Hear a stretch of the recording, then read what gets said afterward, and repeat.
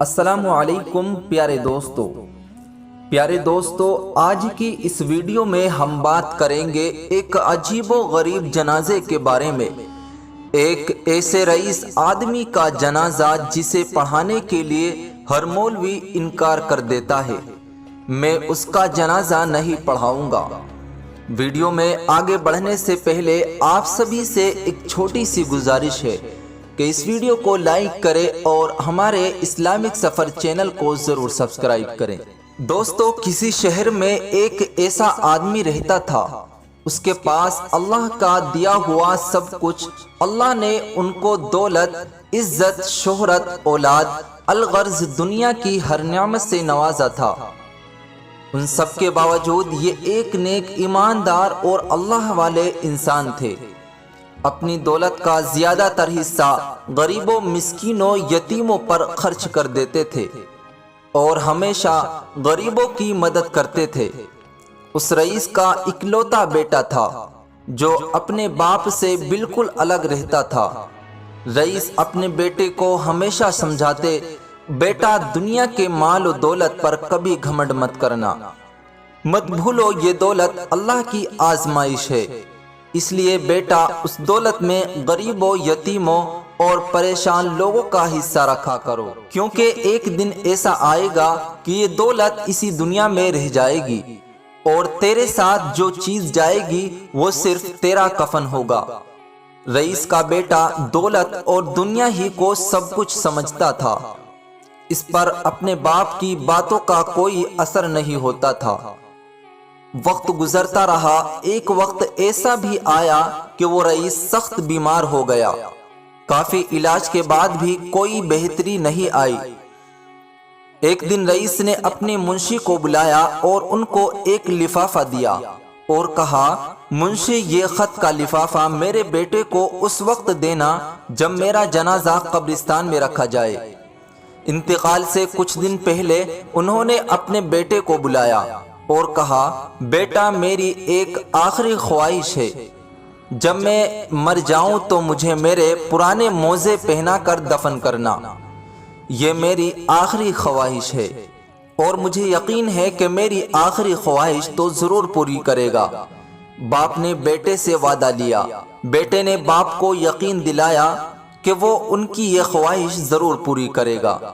اس کے بعد اس رئیس آدمی کا انتقال ہو گیا۔ رئیس کی لاش کو غسل دیا گیا۔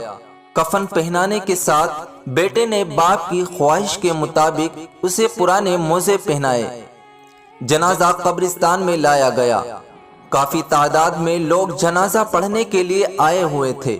شہر کا بہترین مولوی ان کی نماز جنازہ پڑھانے آیا تھا، مگر جب معلوم ہوا کہ لاش کو موزے پہنائے گئے ہیں تو مولوی نے نماز جنازہ پڑھانے سے انکار کر دیا۔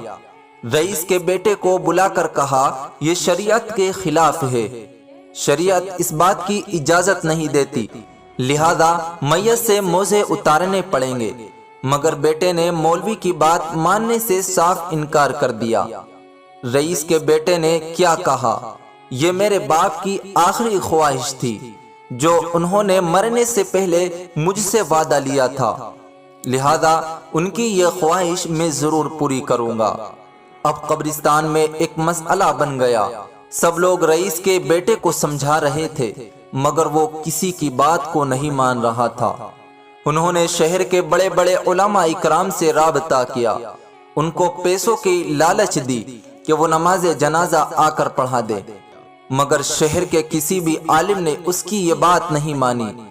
ہر ایک نے یہی کہا، یہ شریعت کے خلاف ہے، مردے کو سوائے کفن کے کوئی اور چیز نہیں دی جا سکتی۔ قبرستان میں عوام اور علماء اکرام کا ہجوم اکٹھا ہو گیا۔ اسی حالت میں رئیس کا منشی لوگوں کے صفوں کو کوچ ہو کر حاضر ہوا اور اس نے رئیس کے بیٹے کو اپنے پاس بلایا اور وہ خط جو رئیس نے منشی کو دیا تھا اور کہا تھا کہ یہ خط میرے بیٹے کو اس وقت دینا جب میرا جنازہ قبرستان میں رکھا جائے، تو منشی نے وہ خط رئیس کے بیٹے کو دے دیا اور کہا، یہ آپ کے ابا نے مجھے دیا تھا اور کہا تھا کہ اس میں ان کی وصیت ہے۔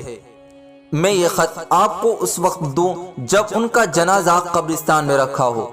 رئیس کے بیٹے نے خط ہاتھ میں لیا، اسے کھول کر دیکھا۔ اس میں یہ لکھا ہوا تھا، میرے پیارے بیٹے، میں شہر کا سب سے امیر آدمی تھا، مگر دیکھ لے آج میں اپنے ساتھ یہ پرانے موزے بھی لے کر نہیں جا سکتا۔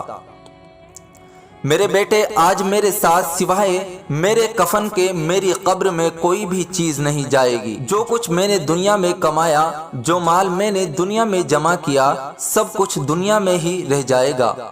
میرے بیٹے، میں تجھے وصیت کرتا ہوں، میں جو کچھ چھوڑ کر جا رہا ہوں اسے نیک راہ میں خرچ کرنا۔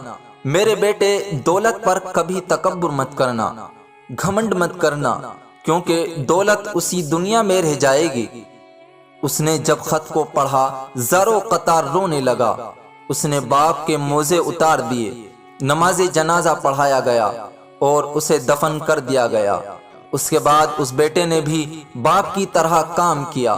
اس نے اپنے مال کا زیادہ تر حصہ غریبوں، یتیموں اور مسکینوں میں خیرات کر دیا اور ایک اچھی زندگی گزارنے لگا۔ دوستو، کچھ واقعات، کچھ قصے اور کچھ کہانیاں گزر جاتی ہیں، لیکن انسان کے لیے کافی سبق چھوڑ جاتے ہیں۔